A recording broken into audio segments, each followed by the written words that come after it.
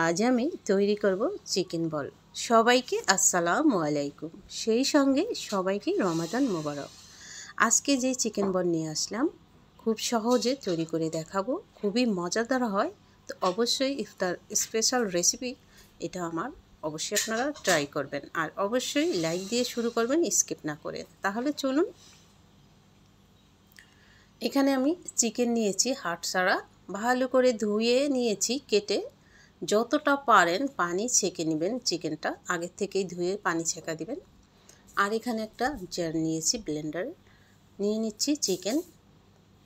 আর দিয়ে দিচ্ছি এখানে রসুন কয়েক পিস, আদা কুচি দিয়ে দিচ্ছি। আরও দিয়ে দিচ্ছি এখানে জিরার গুঁড়া, গরম মশলা দিয়ে দিচ্ছি, এলাচের পাউডার দিয়ে দিচ্ছি। আর এখানে কালো গোলমরিচের গুঁড়া দিয়ে দিবেন, এখানে দেওয়া হয়েছে কিন্তু স্কিপ হয়ে গেছে। কর্নফ্লাওয়ার 2 চামচ দিয়ে দিচ্ছি, টমেটো সস দিয়ে দিলাম 2 চামচের মতো। অবশ্যই গোলমরিচের গুঁড়াটা অ্যাড করবেন। লবণ দিয়ে দিলাম, পুদিনা পাতা না থাকলে স্কিপও করতে পারেন। সয়া সস দিয়ে দিলাম, লবণটা হিসাব মতো দিবেন, সয়া সসের লবণযুক্ত থাকে। আর এখানে 3 পিস পাউরুটি ভালো করে চিপড়িয়ে নিব, একটু পানিতে চুবিয়ে, তাতে নরম হয়। চিপড়িয়ে নেবেন, অবশ্যই পানি থাকা যাবে না, তাহলে চিকেনের পুরটা পাতলা পাতলা হবে। সব কিছু মিলে ব্লেন্ডার করে ফিরে আসলাম। আর এখানে গোলমরিচের গুঁড়া কিন্তু দিয়েছি, আবারও বললাম স্কিপ হয়ে গেছে। কালো গোলমরিচের গুঁড়াটা দিলে বেশি ভালো হয়, ফ্লেভারটা অসাধারণ। এখানে চিকেনটা কিন্তু কোনো আনাম থাকা যাবে না, এরকম সুন্দরভাবে মিশ করতে হবে।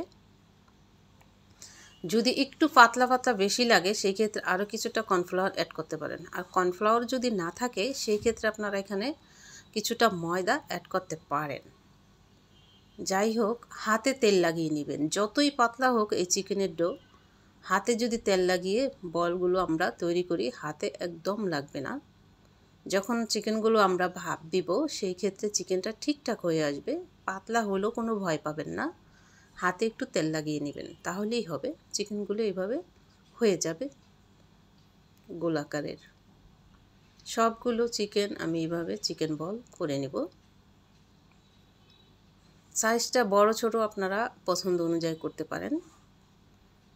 তো সবগুলো চিকেন বল আমার করা হয়ে গেছে। দেখুন, পাতলা হলেও কোনো ভয় পাবেন না। এখানে বললাম যে তেল হাতে লাগিয়ে চিকেন বলগুলো এভাবে শেপ করবেন। যাই হোক, এখন আমি পানিটা আগেই ফুটাতে দিয়েছিলাম, আর ফুটন্ত পানিতে চিকেনগুলো ছেড়ে দিলাম। অনেক দিন সংরক্ষণ করে রাখতে পারবেন ডিপে, একটার সাথে একটা লেগে যাবে না ডিপে রাখলেও। এভাবে যদি ভাপ দিয়ে রাখেন, আমি দেখাচ্ছি আপনাদের কিভাবে সংরক্ষণ করবেন সেটাও। তো এই যে সবগুলো চিকেন আমি এখানে ভাপ দেওয়া হয়ে গেছে, বেশি না, 5-7 মিনিট ফুটন্ত পানিতে ছেড়ে দেওয়ার পর 4 মিনিট, 3 থেকে 4 মিনিট ভাপ দিলেই হয়ে যাবে, যেহেতু কিমা করা চিকেনের সিদ্ধ হয়ে যায়। এই তো হয়ে গেছে, দেখুন একদম ঠিকঠাক হয়ে গেছে। তাই বলছি পাতলা হলেও কোনো ভয় নেই, হাতে তেল লাগিয়ে চিকেনগুলো করে নেবেন। আর এদিকে আমি এখন চিকেনগুলো কি করব, দেখুন কত সুন্দরভাবে, মানে খুব পারফেক্টভাবে চিকেন বলগুলো হয়েছে। আর কিছুটা আমি এখানে রেখে দিব, সবগুলো যেহেতু ইফতারের জন্য লাগবে না, আমি বেশি বানিয়েছিলাম। এই যে এভাবে রেখে দিবেন ডিপে, একটার সাথে একটা লাগবে না। ভাপ দিয়ে চিকেনগুলো বলগুলো রাখলে একটার সাথে একটা লেগে যায় না, ডিপে রেখে দিবেন। আর এইভাবে সর্বক্ষণ চুলার পাশে থেকে হালকা কালার আসলেই চারোদিকটা উল্টিয়ে পাল্টিয়ে দিবেন। যখন হালকা কালার আসবে মিডিয়াম আঁচে রেখে চিকেনগুলো ভেজে নেবেন। আমি একটু বাদামি কালার করেই ভাজবো, মানে একটু গাঢ় করে ভাজবো, ভেতরটা ঠিকই সফট থাকবে। আপনারা এই ভাজাটাও উঠিয়ে ফেলতে পারেন। যাই হোক, আমি এখন উঠিয়ে নিব চিকেনগুলো, চিকেনের বলগুলো। এই যে দেখুন এরকম কালারটা, এরকম এর থেকে একটু কম কালারও আপনারা ভেজে উঠাতে পারেন। তো আমি আমার পছন্দ অনুযায়ী এরকম কালারটা করে উঠিয়ে নিলাম, সেটা মুখে দিলে বেশি একটু ভালো লাগে আমার কাছে মনে হয়। যাই হোক বন্ধুরা, যারা নতুন এসেছেন ওয়েলকাম আমার কুকিং চ্যানেলে। আর অবশ্যই সাবস্ক্রাইব করে বেল নোটিফিকেশন অন করে রাখবেন। অবশ্যই যেখান থেকে একটু ভালো যদি লেগে থাকে অবশ্যই লাইক দিয়ে কন্টিনিউ করবেন রেসিপিগুলো দেখার জন্য। আর ফ্রেন্ড সার্কেলদের মাঝে অবশ্যই শেয়ার করে দেবেন।